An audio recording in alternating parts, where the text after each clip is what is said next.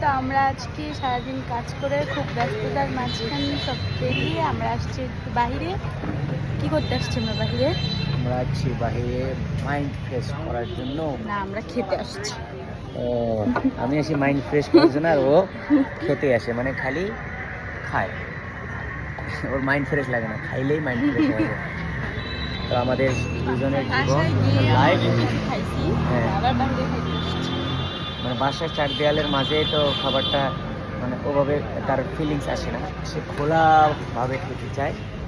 তাই দুজনে চলে আসলাম আমাদের কুড়িগ্রামের একদম নাম্বার 1 ফুটপাতের, যেটা ভিআইপি ফুটপাতের যে দোকান আকবরিয়ায়।